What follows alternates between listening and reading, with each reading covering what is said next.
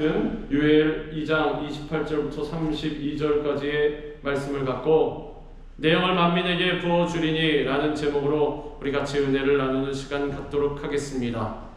우리 제목을 따라합니다. 내 영을 만민에게 부어주리니, 내 영을 만민에게 부어주리니. 컴퓨터는 움직일 때 하드웨어, 우리가 잘 알고 있는 대로 몸체만 갖고 동작을 하거나 움직일 수가 없습니다. 뭐가 있어야 됩니까? 소프트웨어가 있어야 됩니다. 그 하드웨어를 잘 움직일 수 있는, 연산을 할 수 있는 그러한 소프트웨어, 그 프로그램이 있어야 합니다. 우리가 처음 컴퓨터를 샀을 때 운영을 할 수 있는 그 운영체계라고 합니다. 그러한 것이, 그 프로그램이 안에 들어가 있지 않은, 깔려 있지 않은 그런 컴퓨터는 우리가 사용하기 전에 프로그램을 깔아야 하지 않습니까? 그걸 안 깔면 윈도우라든지 여러 가지 프로그램이 있을 텐데 그것을 깔지 않으면은 그거는 그냥 껍데기입니다. 동작을 하지 않습니다. 인터넷도 할 수 없고, 어떤 연산을 처리할 수도 없고, 프로그램을 구동할 수도 없고, 문서를 작성할 수도 없고, 그래픽을 그릴 수도 없고, 그렇지 않습니까? 반드시 운영체계, 프로그램이 있어야 하는데, 우리도 마찬가지입니다. 우리가 영혼이 있고 정신이 있기 때문에 움직이지 않습니다. 예를 들어서 사람처럼 행동하지 않는 사람을 보면 우리가 뭐라고 말합니까? 정신이 나갔다라고 합니다. 정신이 가출을 했다, 나갔다라고 표현을 하기도 합니다. 우스갯소리로 그런 표현으로. 왜 그러냐 하면은 사람에게는 영혼, 정신이 있어야 사람답게 동작을 할 수 있는 것입니다. 근데 우리 그리스도인들은 마찬가지로 소프트웨어를 갖고 있는데 그것이 무엇이냐 하면은 성령님이십니다. 성령님 우리 마음 가운데 안 계시면 우리는 제대로 동작을 할 수가 없게 됩니다. 겉은 번지르르 합니다. 분명히 누가 봐도 컴퓨터요, 사람같이 보입니다. 그런데 성령님이 안에 안 계시면 하나님 보실 때에는 얘는 제대로 구실을 못한다라고 하나님께서 보신다는 것입니다. 멀쩡하게 살긴 잘 살아갑니다. 살긴 잘 살아가는데 중요한 것은 하나님의 도구로서의 역할을 할 수가 없다라는 것입니다. 자, 보십시오. 우리는 하나님의 도구입니다. 그 사실을 부정하는 사람은 아무도 없을 것입니다. 그리스도인들 중에. 올바른 신앙을 갖고 믿음을 갖고 있는 사람이라면 그렇습니다. 주님 나를 보내소서. 내가 여기 있나이다. 나를 사용하소서. 나를 써주소서. 우리 찬양하지 않습니까? 그게 무슨 뜻이냐면 우리가 하나님의 도구라는 사실, 일꾼이라는 사실입니다. 제가 전에 예를 들어서 말씀드릴 때에도 망치를 예를 들었었습니다. 망치를 써서 못을 박을 때 망치가 못을 박은 것이 아니라 사람이 망치를 쥐고 두드렸기 때문에, 망치를 혼자 놔두면 걔 혼자 일어나가지고 애니메이션에 나온 대로 막 얘가 생명이 있어서 막 걸어가가지고 꽝꽝꽝 이렇게 못을 못 박는다라는 것입니다. 하나님께 붙들림 바 되어 있어야 도구로서의 사명을 감당할 수 있고, 여타 다른 기구들도 다 마찬가지 아닙니까? 구동할 수 있는 그런 에너지를 넣어줘야 됩니다. 근데 다행히 하나님께서는 우리를 어떠한 도구로 부르셨냐면 그런 생명 없는 도구가 아니라 우리에게 영혼을 주시고 우리에게 생기를 주셔서 성령 하나님으로 말미암아 동작할 수 있는 그러한 도구로 삼아 주셨다라는 것입니다. 마치 컴퓨터와 같이. 얘가 뭘 할 수 있냐면은 자기 나름대로 또 사고도 할 수 있습니다. 그렇지 않습니까? 이런 망치와 같은 도구와는 좀 차원이 다릅니다. 오늘날에. 근데 우리는 그런 고차원적인 도구로 불러주셨다는. 그러면 프로그램이 올바로 깔려 있어야 되는데, 예를 들어서 프로그램이 잘못 깔려 있으면 저희 집 아이가 쓰는 컴퓨터가 옛날 모델이라 정말 애들이 쓰는 요만한 그 크롬북이라고 합니까? 뭐 그런 거라 나중에는 고장이 나가지고 쓸 수 없길래 최근에 좀 저렴한 모델이긴 하지만 좀 큰 걸로 이렇게 랩탑을 바꿔줬습니다. 바꿔줬는데 이게 며칠 구동을 하는데 보니까 조금 이상합니다. 컴퓨터가. 그래서 뭐 잘 안 켜질 때도 있고. 그 원인을 조사해 보니 소프트웨어가 문제일 수도 있겠구나라는 그러한 결론을 내렸습니다. 즉 소프트웨어가 문제가 있으면은 얘가 제대로 동작을 못하게 됩니다. 그럼 어떻게 해야 됩니까? 마트 가서 상복 가서 바꿔버려야 됩니다. 예수님께서 뭐라고 말씀하셨습니까? 요한계시록에도 첫사랑을 잃어버리고 제대로 동작하지 못하는 그러한 도구들은 촛대를 옮긴다라고 말씀하셨습니다. 그러면 마트 가서 딴 물건으로 바꿔버리는 거죠. 뉴원으로, 새 걸로 올바로 일을 할 수 있는 그러한 모델로 바꿔버려야 되는 것입니다. 그럼 나머지 바꿔짐을 당한 그건 어떻게 됩니까? 폐기돼야 되는 것입니다. 쓸모가 없어집니다. 도구로서의 의미가 없습니다. 그렇기 때문에 우리 가운데에 소프트웨어가 제대로 깔려 있어야 되는데 그게 소프트웨어가 무엇이냐면 성령님이십니다. 내 안에 성령님 외에 다른 소프트웨어가 깔려 있지 않습니까? 뭐 내 생각, 내 주관, 아니면 세상의 이론, 뭐 세상의 뭐 분위기, 조류, 대세, 뭐 이런 거 있지 않습니까? 그런 게 내 삶 가운데 내 머릿속에, 내 마음속에 소프트웨어로 깔려 있으면 어떻게 되냐면 얘는 딴 일을 하게 됩니다. 딴 일을. 하나님의 의도. 그러면 하나님께서는 도구로 보시지 않습니다. 그렇지 않습니까? 자기 마음대로 자기 뜻대로 다 하는데 하나님의 뜻대로 움직여야 되는데 성령님이라는 소프트웨어가 안 깔려 있다 보니까 얘가 다른 곳으로 간다는 거죠. 3점포로 빠지고 저 먼 산으로 가게 됩니다. 그래서 나는 어떻게 생각하느냐? 나는 잘 살고 있다라고 그렇게 생각합니다. 근본적으로 우리 가운데에는 오늘 성령 강림 주일뿐만이 아니라 우리의 인생 가운데에서 성령님이 우리 마음 가운데 그러니까 성령 충만함이 늘 습관처럼 되어 있어요. 우리 자신, 우리 나라는 사람이 이루어져 있을 때 성령님과 나를 따로 분리해서 생각할 수는 없다라는 것입니다. 성령님과 나는 하나입니다. 그렇게 늘 동행해야 합니다. 성령 충만함 받으면 막 이렇게 막 부르르 떨고 이러는 게 아니라 성령 충만함 받으면 그 사람이 마음속에 하나님을 향한 사명으로 꽉 차 있게 됩니다. 다른 것을 보지 않습니다. 삶의 중심이 그렇게 바뀌어지게 되어 있습니다. 근데 만약에 성령님께서 함께 하시지 않고 그 소프트웨어가 안 깔려 있으면 우리는 어떻게 됩니까? 바꿔야 됩니다. 마트 가서 딴 걸로.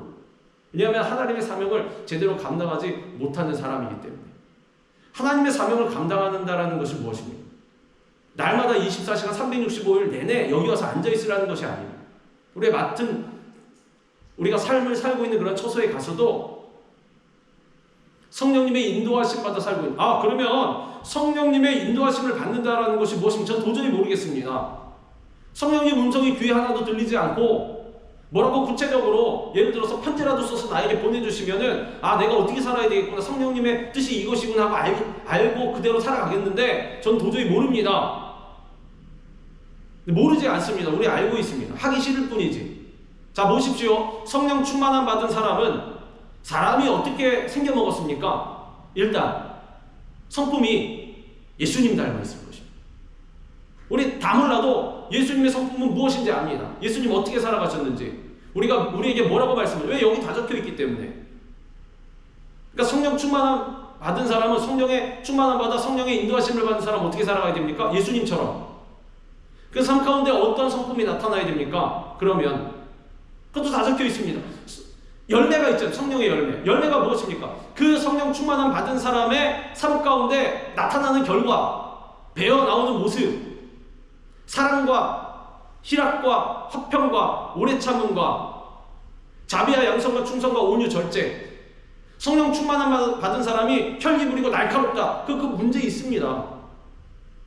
온유함과 다르지 않습니까? 오래 참음과 다르지 않습니까? 못 참습니다. 못 참아. 한국 사람들 성격이 급하지 않습니까? 빨리빨리.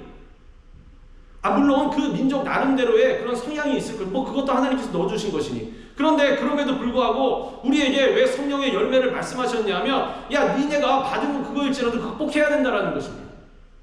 하나님께서 주셨으니 나는 이 모양 이대로 살겠습니다. 어쩔래요? 이런 게 아니라 하나님께서 극복하라. 무엇으로? 말씀으로 성령의 충만함 받아서 참을 수 없는 혈기 부리는 우욱하는 그러한 네 성격도 바꿀 수 있어야 한다는 거죠. 그게 쉽겠습니까? 안 쉽습니다. 절대로. 다 어렵습니다. 누구나에게. 저 사람은 타고나는 것이 온유하게 태어났으니 그러니 쉽고 나는 이렇게 안 생겨 먹었으니 나는 다혈질이니 안 됩니다 라는 게 아니라 그건 나중에 하나님 앞에 가서 핑계가 안 될 것이고. 사도 바울도 성경에 보십시오. 얼마나 대쪽 같고 그리고 좀 혈기가 있는지 욱하지 않습니까? 뭐 보이는 대로 막 돌려서 말하는 게 아니라 예수 믿어 그럼 다 잡아다가 넣고 막 이랬습니다. 물론 중간중간에도 가끔 그런 성격이 나와서 뭐 바다바랑 싸우기도 하고 했지만 근본적으로는 그 큰 조리에서 어떻게 바뀌었냐면 온유한 사람으로 대쪽 같은 면이 있어도 절대로 하나님 말씀과 다른 것과 타협하지 않는 그런 성격이 있으되 그러나 용납하는 마음이 있었습니다. 감싸는 마음이. 그 바뀌어져야 한다는 것입니다. 그래서 사도 바울도 자신의 입술로 증거하지 않았습니다. 어떻게 항상 기뻐해야 돼요. 범사에 감사해야 됩니다. 그 사실 인내함이 없으면 그렇게 할 수가 없습니다. 어떻게 1년 365일 날마다 기뻐합니까? 어떻게 날마다 감사합니까? 지금 내 발등에 불이 떨어졌는데 그렇지 않습니까? 옆에서 나를 슬슬 긁고 있는데 근데 그게 인내함이 있기 때문에 그렇게 할 수 있다라는 거죠. 사도 바울 입술을 통해서 하나님께서 말씀하신 것입니다. 지금이 바로 성령의 시대라고 할 수가 있습니다. 그 시대는 우리 성부 하나님께서 직접 역사하시고 그리고 신약 때 와서 예수님 오심으로 말미암아 예수님께서 공생의 사역 기간 동안 직접 역사하시고 예수님 사역 다 하시고 승천해서 하나님 우편에 앉으시면서 우리에게 누구를 보내주셨어요? 성령님을. 그래서 지금은 이제 성령 하나님께서 역사하시는 시대입니다. 그래서 우리는 언제나 성령의 충만함을 받기 위해서 힘써야 하는 것입니다. 가만히 있어도 알아서 성령 부어주시고 그러면 저도 참 편하겠습니다. 편하겠는데 우리가 열심히 기도해야 합니다. 간구해야 합니다. 하나님 앞에. 하나님께서 뭐라고 하셨습니까? 주님 앞에 감사함으로 간구하는 자에게 사랑하는 아들에게 좋은 곳으로 주시지 않겠느냐. 다른 복음서에 뭐라고 되어 있습니까? 그 사랑하는 아들에게 성령을 주시지 않겠느냐. 그 뒤집어서 말하면 그러니까 그렇게 주실 것이니까 간구하라. 가만히 있지 말고 그 사랑하는 아들, 딸에게 그 자녀에게 성령을 주신다라는 것입니다. 왜냐하면 성령을 통하여서 하나님과의 깊은 영적인 교제 속에 들어갈 수 있고 능력 있는 신앙생활을 할 수 있기 때문에 성령 충만은 필수라는 것입니다. 영적인 교제 없고 하나님과의 능력 있는 신앙생활을 못하면 어떻게 됩니까? 현상유지는 할 수 있습니까? 못합니다. 넘어집니다. 꼬꾸라지게 됩니다. 왜? 우리 옆에 누가 있기 때문에.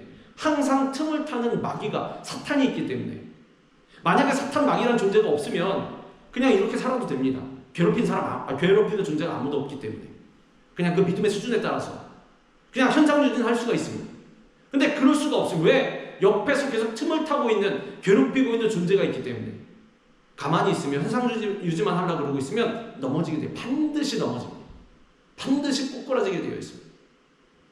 그럼 나중에 사람이 생각이 바뀌어서 긍정적인 사람이 비관적이 되고 하늘을 바라보면서 다니던 사람이 땅만 쳐다보고 다니게 되고 그럼 삶이 어떻게 됩니까? 죽을 맛입니다. 죽을 맛. 행복한 삶하고는 전혀 거리가 멀어집니다. 살면 살아갈수록 척척산중이고 살면 살아갈수록 문제가 나오고 문제가 없어진다라는 뜻이 아니라 성령 충만함 받으면 그 문제를 다윗의 고백과 같이 주님 의지하여서 말씀에 의지하여서 내가 그 문제의 성벽을 뛰어넘나이다. 그러한 고백이 나오게 된다는 것입니다. 그러면 그것이 바로 능력 있는 신앙생활입니다. 성령의 능력 없이는 이 세상에서 절대로 세상을 이기고 승리할 수가 없습니다. 오늘 본문은 하나님께서 요엘 선지자를 통하여서 마지막 때에 만민에게 성령을 부어주시겠다는 그러한 약속의 말씀입니다. 그 약속대로 예수님께서 오셔서 사역하시고 부활승천하신 후에 오순절 마가 다락방에서 성령님이 임하셨습니다. 그 후에 지금까지 내내 믿는 자들에게 성령이 부어지고 있는 것입니다. 하나님께서는 성령이 임하시면 모든 사람이 거룩한 꿈을 꾼다고 오늘 본문에 말씀하셨습니다. 그 후에 내가 내 영을 만민에게 부어주리니 너희 자녀들이 장래일을 말할 것이며 너희 늙은이는 꿈을 꾸며 너희 젊은이는 이상을 볼 것이며, 이게 다 사실 같은 말입니다. 따지고 보면 성령이 임하시면 자녀들은 장래일을 말하고, 그리고 늙은이는 꿈을 꾸고 젊은이는 이상을 볼 것이고, 항상 미래지향적이 된다는 것입니다. 긍정적이고 창조적인 말을 하게 되고 영광스러운 미래일, 희망적인 일, 진취적인 일을 말하게 되는 것입니다. 예언이 무엇입니까? 예언. 몇 월 며칠 날 반드시 로또가 이 번호가 될 것이다. 이게 예언입니까? 그 예언 아닙니다. 그건 점쟁이지. 그런 거 맞지도 않습니다, 솔직히. 사람이 미래를 어떻게 합니까? 예언은 무엇이냐면 미래 비전을 제시하는 것입니다. 어느 테두리 안에서. 그러니까 내 꿈을 꾸고 내 소망을 갖고 내가 나가서 이 나라에 아니면 전 세계에 이름을 떨치리라, 명예를 높이리라, 큰 사람이 되면, 이게 아니고, 그런 비전이 아니고 주님의 말씀의 테두리 안에 있는 비전, 우리 신앙의 테두리 안에 있는 그 비전을 제시하고 꿈꾸는 것, 그것이 바로, 그것을 선포하는 것, 그것이 바로 예언이라는 것입니다. 성령이 임하시면 노인들도 변하여서 새로운 꿈을 꾸고 미래의 희망을 말한다는 것입니다. 이게 내가 앞으로 100세 시대가 되었으니 내가 100세까지 무엇을 해라, 이게 아니고 소망을 계속해서 주님 안에서 주의 사명에 대한 소망을 갖는다는 것입니다. 소망을 갖고 비전을 제시할 수 있다는 것입니다. 세상 사람이 그러지 않습니까? 아유, 이제 이 나라는 끝났어. 이제 지구는 큰일 났어. 지금 쓰나미가 몰려오고 이상기후가 생기고 우리는 다 끝장났어. 이렇게 말할 때 뭐라고 말할 수 있어야 합니까? 그러나 그럼에도 불구하고 우리 하나님께서 살아계시니 우리는 계속 복음을 전파해야 합니다. 하나님 나라를 위해서 헌신해야 합니다. 오늘 저녁에 당장 이 지구가 투척날지라도 난 하나님의 길을 가겠습니다. 여러분도 가야 합니다. 이게 비전입니다. 이게 꿈꾸는 것입니다. 미래의 소망을 갖는 것입니다. 희망을 갖는 것입니다. 믿음의 선진이었던 노아, 아브라함, 모세, 갈렙, 이런 사람들 모두 노년에 접어들었지만 성령 충만하여서 하나님의 주신 꿈을 품고 믿음으로 전진했습니다. 85세 된 갈렙은 거룩한 꿈을 갖고 난공불락의 헤브론 산지를 정복했습니다. 그날에 여호와께서 말씀하신 이 산지를 지금 내게 주소서. 당신도 그날에 들으셨거니와 그곳엔 아낙 사람이 있고 그 성읍들은 크고 견고할지라도 여호와께서 나와 함께 하시면 내가 여호와께서 말씀하신 대로 그들을 쫓아내리이다. 아, 그렇구나. 내가 많은 재산과 그리고 많은 땅과 많은 것을 차지하기 위해서 갈렙처럼 이렇게 지금 나이가 많지만 그렇게 해야 될까? 그 뜻이 아니고, 지금 산지를 점령하는 것, 헤브론 땅을 점령하는 것은 지금 누구 명령입니까? 누가 그렇게 하라고 그러셨습니까? 하나님께서 하신 것입니다. 하나님께서 명령하신 것입니다. 니네 그 땅, 가나안 땅에 쳐들어가가지고 거기에 있던 못된 이방 민족들 다 몰아내라. 그리고 니네가 그 땅을 차지하라. 하나님의 명령이기 때문에 지금 갈렙이 들어가는 것입니다. 다른 사람들 다 벌벌 떨고 있을 때, 저 땅에 지금 뭐라 그랬습니까? 아낙 사람이 있다라고 했습니다. 육적 장신 아낙 사람들이 딱 버티고 있는, 여러분들 격투기 같은 거 보셨습니까? 헤비급 선수들 보면 덩치가 어마어마해. 키는 거의 2m 육박하고 팔다리가 막 이렇습니다. 얼굴도 무시무시하게 생겨요. 그 펀치 한 방 맞으면은 그냥 사람이, 우리 같은 일반 사람은 죽을 수도 있습니다. 그 사람들은 밖에 나와서 이거 안 휘두른다고 그러지 않습니다. 이거 한번 휘두르는 게 살인무기이기 때문에. 그러니까 아낙 사람, 그 땅에 있는 거인들이, 네피림의 후손 아낙 자손들이 그렇게 생겼습니다. 그렇게 생겼는데 지금 갈렙은 그런 족속도 아닐 뿐더러 지금 몇 살? 85세. 그런데 하나님께서 하시는 명령을 내가 지키겠나이다. 제가 아까 뭐라고 말씀드렸습니까? 신앙의 테두리 안에, 하나님의 말씀 테두리 안에 있는 그것을 꿈을 품고 나아가는 것, 명령에 순종하는 것, 그것이 성령 충만함 받은 사람의 자세. 갈렙이 지금 그러고 있는 것입니다. 사람이 딱 볼 때는 젊은 사람들도, 청년들도 벌벌 떨고 있습니다. 야, 이거 들어갔다가 우리 맞아 죽게 생겼다. 저기 어떻게 올라? 더더군다나 헤브론 산지입니다. 산지면 쳐들어가려면 어떻게 올라가야 됩니까? 어떻게 들어가야 됩니까? 위에서 아래로 내려갑니까? 밑에서 위로 올라가야 됩니다. 산지를 쳐들어가려면. 그러니까 과거에 6.25 전쟁이나 전쟁할 때에도 뭘 했습니까? 고지전. 고지를 점령하기 위해서. 그러니까 저 높은 위치를 점령하기 왜? 높은 위치에 있는 것이 절대적으로 유리하기 때문에. 그러니까 쳐 올라가가지고 그거 뺏으려고 사람들 막 수천 명, 수만 명 죽고 막 그러지 않았어요. 그 정도로 거꾸로 위로 쳐 올라간다는 것은 굉장히 힘든 것입니다. 근데 위에 누가 있다? 거인들이 있다. 무시무시한 거인들이. 그 헤비급 선수들 같은 모든 민족, 남자, 여자가 다 그렇습니다. 노인 애들까지. 우리랑 유전자가 다른. 근데 갈렙은 어떻게 하고 있다? 85세인데 하나님의 명령이 그것이라면 제가 가겠습니다. 지네들이 있어봤자 하나님보다 강하랴. 하나님이 나와 함께 하시는데. 이게 어떤 사람이다? 성령의 충만함 받은 사람이다. 이 사람들이 제시하는 것이, 이 사람들이 얘기하는 것이 그게 비전이요 꿈이라는 것입니다. 하나님의 말씀을 실천하는 것. 성령이 임하시면 젊은이들도 이상을 본다고 합니다. 이상이 바로 비전인 것입니다.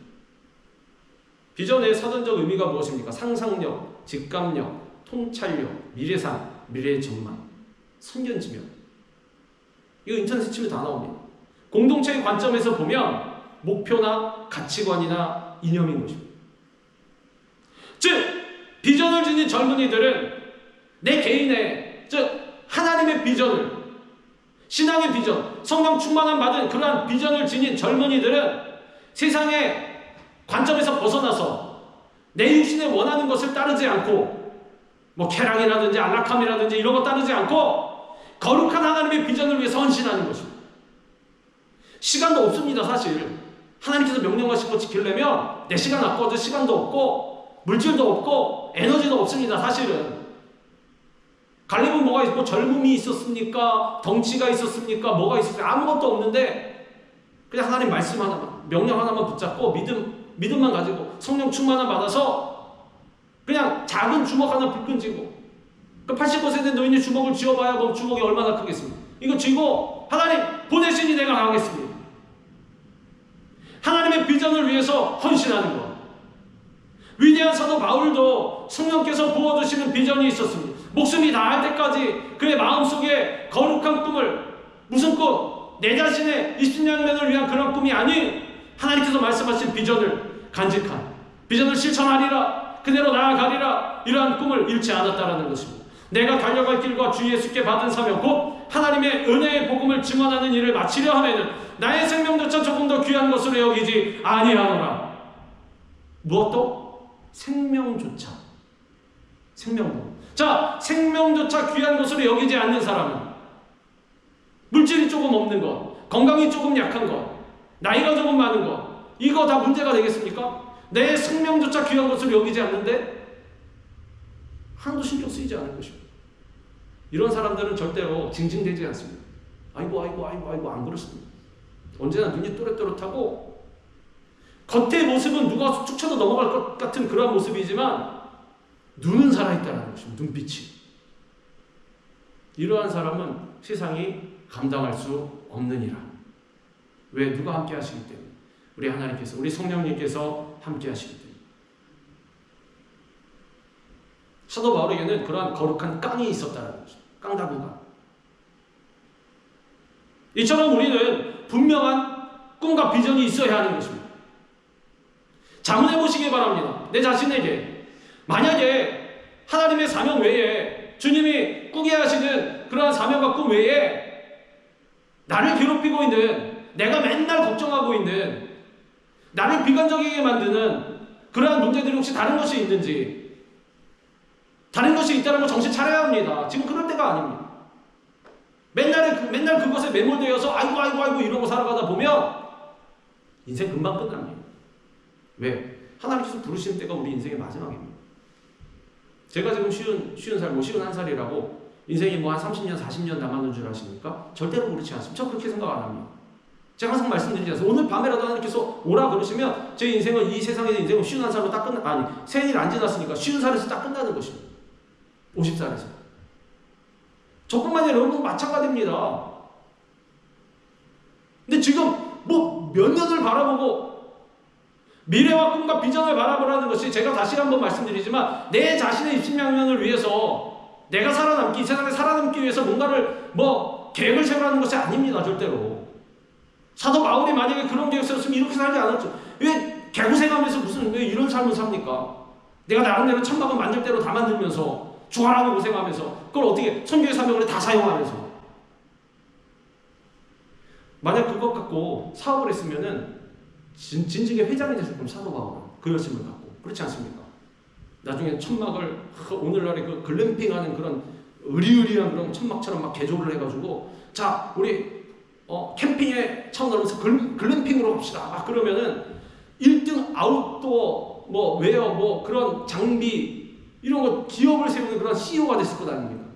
사도 바울은 뭐 했다? 그 기술 갖고 해서 만들어서 팔아서 돈 생기면 갖고 하나님의 사명을 위해서 사용하고, 돈 생기면 하나님의 사명을 위해서 사용하고, 자기 먹을 것도 잘 못 챙겨 먹었습니다. 사실 사도 바울은 뭐라 그랬습니까? 자기 자신에 대해서 고백할 때 굶고 춥고 여러 번 헐벗어 놀아. 아무것도 안 한 사람이 아닌데 굶었답니다. 그 자기 먹을 거 안 먹었다는 뜻입니다. 자기 입을 거 안 입었다는 뜻입니다. 열심히 헌신했다라는 것입니다. 왜? 마음 가운데 거룩한 꿈이 있었기 때문에, 비전이 있었기 때문에. 우리의 삶의 목표가 그렇게 되어야 하는 것입니다. 그러한 분명한 삶의 목표가 있으면 세상에 일어나는 신변잡기적인 문제들 하나도 문제가 되지 않습니다. 하나도. 오늘 하루를 어떻게 살아갈까? 하나님 보시기에 어떻게 살아가야 하나님께서 기뻐하시나? 이것만 관심이 있지 다른 것은 관심도 없게 된다는 것입니다. 그 비전을 위해서 나가는 사람의 자세인 것입니다. 그러나 이러한 목표와 비전이 없는 사람은 절망하거나 타락하여서 결국에 망하게 된다는 것입니다. 묵시가 없으면 백성이 방장에 행하거니와 율법을 지키는 자는 복이 있느니라. 분명히 우리 주님께서 말씀하셨습니다. 묵시가 무엇입니까? 하나님의 계시, 비전, 꿈인 것입니다. 이것이 없으면 어떻게 행한다? 방자에 행한다. 방자에 행하는 것이 무엇입니까? 방자의 사전적인 의미가 상관된 태도가 없이 건방지다. 즉 자기 마음대로 살아간다. 아니 자유민주주의 사회에서 내 마음대로 살아가는 것이, 그것이 왜 나쁩니까? 근데 보십시오. 시점을 나의 시점이 아니라 하나님의 시점으로 잠깐 바꿔보시기 바랍니다. 하나님께서 나를 보실 때 내 마음대로 살아가면 하나님께서 뭐라고 보시겠습니까? 어휴 내 아들 잘한다. 그래 마음대로 살아. 이러시겠습니까? 방자히 행한다라고 생각하실 것입니다. 방자히 행한다. 왜? 우린 창조된 목적이 있습니다. 하나님께서 우리를 지어놓으셨습니다. 우리 지금 오늘날 우리 인간들의 부모 자식 관계하고 또 다릅니다. 그렇지 않습니까? 내가 낳았다 이래도 그럼 내가 어떻게 하면 하나님 주셔야 낳는 거지. 그렇지 않습니까? 하나님 딱 만들어 주셔야 태반에서부터 애가 자라고 이렇게 되는 거지. 여러분 애가 태반에 있다고 그게 자라날 걸 어떻게 보장합니까? 내 마음대로? 나 아무것도 못합니다. 하나님께서 자라나게 하셔야 자라나는 거지. 즉 하나님께서 일일이 다 만드신다는 것입니다. 우린 그런 존재입니다. 지음받은 사람입니다. 토기장이가 토기를 짓듯이 그냥 하나님께서 깨뜨려 버리시면 우리가 깨져야 됩니다. 그런 존재인데 하나님의 뜻대로 살아가야 맞지 않겠습니까? 우리가 창조된 목적이 뭐라고 말씀하셨습니까? 하나님께 영광을 돌리기, 하나님을 찬양하기 위함이라. 이 백성은 내가 나를 위하여 지었나니 나를 찬송하게 하려 함이라. 내가 하나님 찬양 안 하고 하나님 섬기지 아니하고 다른 곳에서 내 볼일 보고 있으면 하나님 뭐라 그러시겠습니까? 방자히 행한다. 즉 망하느니라. 오늘날 이 땅에 수많은 젊은이들이 방자히 행하는 이유 무엇이다? 하나님이 주신 비전이 없기 때문에. 즉 성령의 충만함이 없어서, 성령님이 함께 하시지 않아서, 성령님에 대한 그러한 갈망, 그러한 것이 없기 때문에. 그러면 성령님께서 함께 하실 수가 없는 것입니다. 우리 마음가운데 다른 세상적인 걸로 가득 차 있기 때문에. 요엘 선지자는 비전과 목적도 없이 방탕한 삶을 살아가는 이스라엘에게 하나님의 진노와 심판이 있을 것을 예언하고 있습니다. BC 830년경에 당시의 남유다는 하나님이 주신 풍요 속에 살면서도 감사하지 못하고 우상을 숭배했습니다. 솔로몬 시대 이후에 우상 숭배에 빠지지 않았습니다. 혼합. 그러니까 하나님 외에 다른 것도 막 이상한 것도 다 들여와가지고 거기도 가서 절하고 빌고 막 내 소프트웨어가 성령님으로 차 있어야 되는데 성령님 내가 보내버리고 그리고 다른 나의 개인적인 주관, 소견에 오른 것. 철저히 눈에 보이는 현실에 안주하면서 현실에 매몰되어서 현실에 집중하며 살아가는 그러한 자세예요. 이때 요엘 선지자는 유다 백성들에게 주의 사명을 향한 꿈과 비전을 품고 하나님께로 돌아오도록 회개를 촉구했으나 어떻게 되었습니까? 우리가 잘 알고 있는데 이들은 절대로 회개하지 않았습니다. 문제 자체를 이해하지 않았습니다. 내가 뭘 잘못했는데, 나 잘 살고 있는데, 신앙생활 잘하고 있는데 회개하지 않았다는 것이죠. 어떻게 되었습니까? BC 586년에 이 비전이 없던 유다, 하나님의 뜻대로 행하지 않던 유다는 결국 하나님의 말씀대로 바벨론에 의해서 멸망을 당했다는 것입니다. 우리는 거룩한 꿈을 꾸고 믿음으로 나아가야 하는 것입니다. 비전을 가져야 합니다.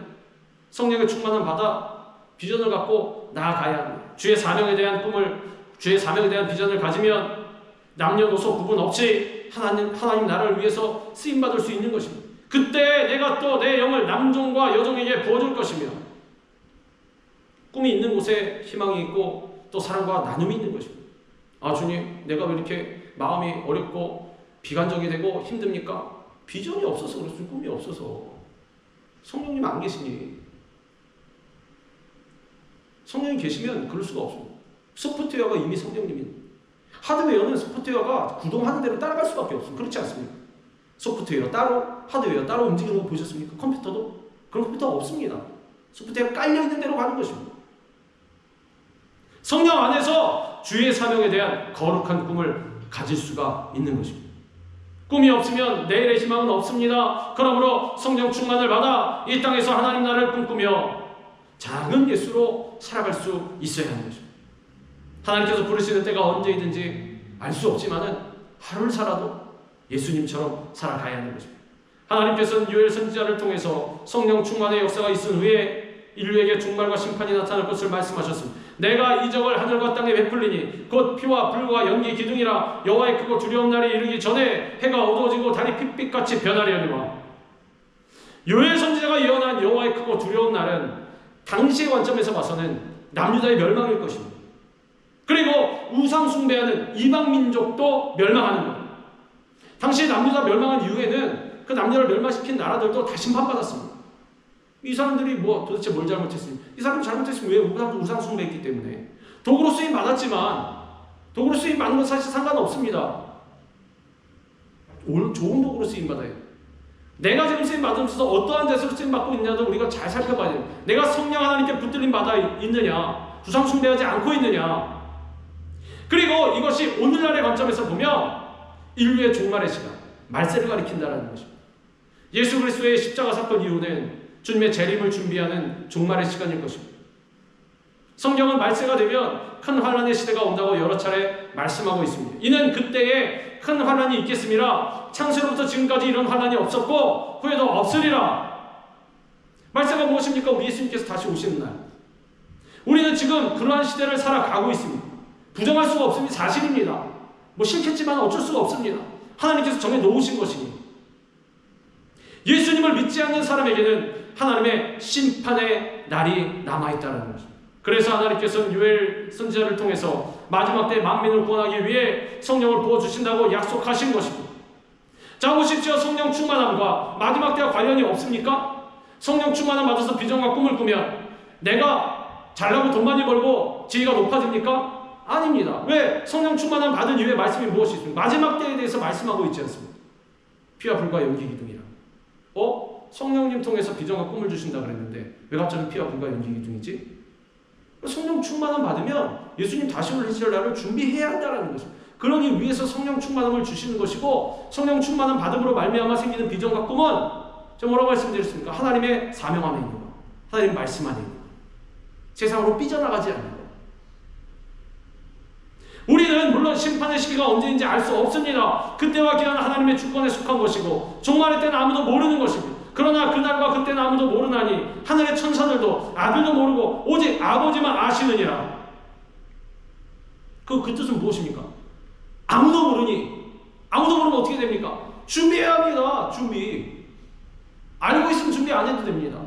그런데 모르기 때문에 준비해야 한다는 거죠.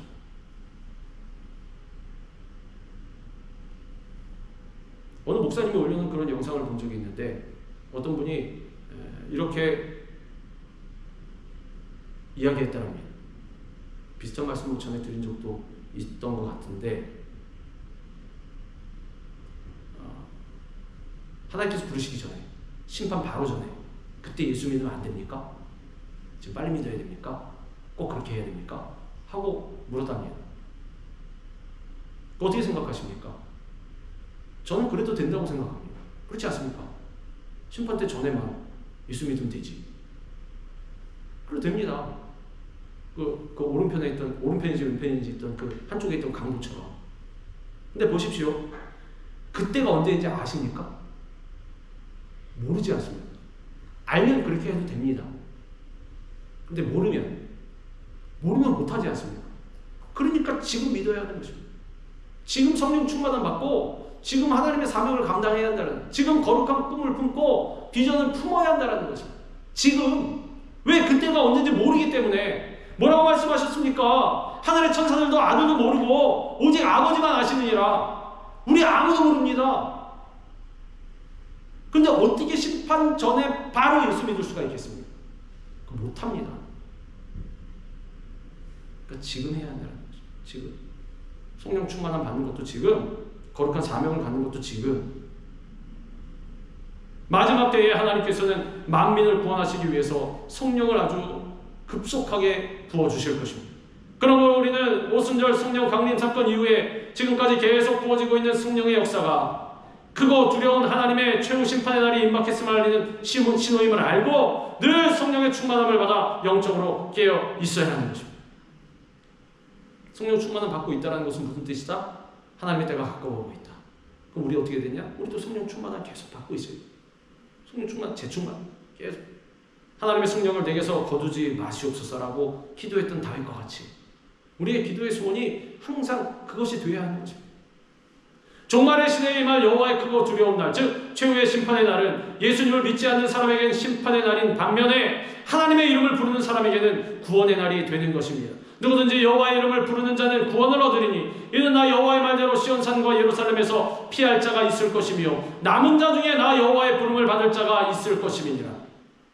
하나님께서는 세상 만민을 구원하시기 위해서 그 아들 독생자를 이 세상에 보내시고 그 이름을 믿는 자들이, 그 이름을 부르는 자들은 누구나 구원하시기로 작정하시고, 여기서 부르는 자들은 그냥 예수님, 자 예수 그리스도의 이름만 부르면 된다라고 하는 사람을 말하는 것이 아니라 믿는 사람들. 주의 이름을 부르는 사람은 예수 믿는 사람. 말세의 시대는 누구든지 예수님을 믿기만 하면 구원을 받는 은혜의 때가 된 것입니다. 이르시되 내가 은혜 베풀 때에 너에게 듣고 구원의 날에 너를 도왔다 하셨으니 보라 지금은 은혜 받을 만한 때요 보라 지금은 구원의 날이로다. 그러므로 성령 충만을 받은 사람, 성령의 비전과 꿈을 품은 사람들은 무엇을 해야 됩니까? 이 사명을 감당해야 하는 것입니다. 때를 얻든지 못 얻든지 힘써 증거해야 합니다. 오직 성령이 너희에게 임하시면 너희가 권능을 받고 예루살렘과 온 유대와 사마리아와 땅끝까지 이르러 내 증인이 되리라. 예수님께서 말씀하셨습니다. 성령이 너희에게 임하시면 너희가 권능을 받고 나가서 큰 사업을 일으켜서 돈을 많이 벌리라. 이게 아니고 100세, 200세, 300세까지 무병 장수하리라. 이게 아니고 오직 성령이 너희에게 임하시면 너희가 권능을 받아서 예루살렘과 온 유대와 사마리아와 땅까지 이르러 내 증인이 되리라. 이게 성령이 주시는 비전과 꿈인 것입니다. 이르시되 너희는 온 천하에 다니며 만민에게 복음을 전파하라. 복음 섬하다. 우리 예수님께서 강조하셨습니다. 그러기 위해서 너희에게 성령을 보내주겠다라고 주님께서 말씀하셨습니다. 죽지 않고 살기 위해서 성령을 받은 사람들이 그럼 뭘 할 수밖에 없습니까? 복음을 증거할 수밖에 없는 것입니다. 주의 사명을 감당할 수밖에 없는 것입니다. 주의 사명은 물질이나 지식이나 경험으로만 하는 것이 아닙니다. 우리는 그저 우리가 가진 재주로 하려고 그러지 않습니다. 물론 뭐라 그러니까 무슨 나는 뭐 이래가지고 자기 갖고 있는 재주라든지 탤런트라든지 뭐 이거 난다로 뭐 그거 좋습니다. 근데 그거 근본적으로 우리가 어떻게 나눌 수 있는가 알아야 돼. 그거 누가 주신 것입니까? 그거 하나님께서 주신 것입니다. 성령님께서 함께 하시지 않으면 내가 아무리 좋은 재주를 갖고 있어도 그 사명을 감당 못한다는 것입니다. 복음을 증거하는 일은 예수 그리스도가 구세주이심을 고백하고 죄로 인해 죽은 영혼을 구원하는 일이기 때문에 돌려 말하면 우리의 개인적인 힘으로는 절대로 불가능한 것입니다. 죽은 영혼을 구원하는 것이 우리가 할 수 있습니까? 없습니다. 즉 복음 증거, 선교의 주도자는 우리 성령님이십니다. 그래서 성령의 능력을 받을 때에만 가능한 것입니다. 성령 충만함 없이 복음을 증거한다? 주님을 증거한다? 영혼을 변화시킨다? 못합니다. 절대로. 성령님께서 함께 하셔야 그러한 일들이 일어난다는 거죠. 그러면 그런 일이 일어났을 때 우리 어떻게 됩니까? 우리는 모든 영광을 우리 주님께 돌려드릴 수 있는 것입니다. 왜? 내가 한 것이 아니기 때문에. 교회가 존재하는 목적은 복음 증거, 선교인 것입니다. 성령께서 임하신 목적, 모든 사람으로 하여금 예수 그리스도의 증인이 되게 하기 위함인 것입니다. 예수님께서는 땅끝까지 복음이 전파된 후에야 이 땅에 다시 오신다고 말씀하셨습니다. 이 천국 복음이 모든 민족에게 증언되기 위하여 온 세상에 전파되리니 그제야 끝이 오리라. 물론 직접 나가서 우리 선교사님들처럼 이렇게 눈에 보이는 내가 복음을 증거하다라고 확실하게 말할 수 있는 그런 사명을 감당할 수 있는 분들이 있는 반면에 또 그럴 수가 없는 분들도 있습니다. 왜? 그에게 맡겨진 사명은 그게 아니기 때문에. 이렇게 직접적으로 나는 복음 증거하다라고 말할 수 없는 그런 사명일지라도 각자에게 맡겨진 사명을 다했을 것입니다. 하나님께서. 한번 돌아보시고 기도하면서 말씀 보면서 잘 모르면 여기 다 나와 있습니다. 그러면 하나님께서 나에게 맡겨주신 사명이 무엇인지 깨달을 수가 있습니다.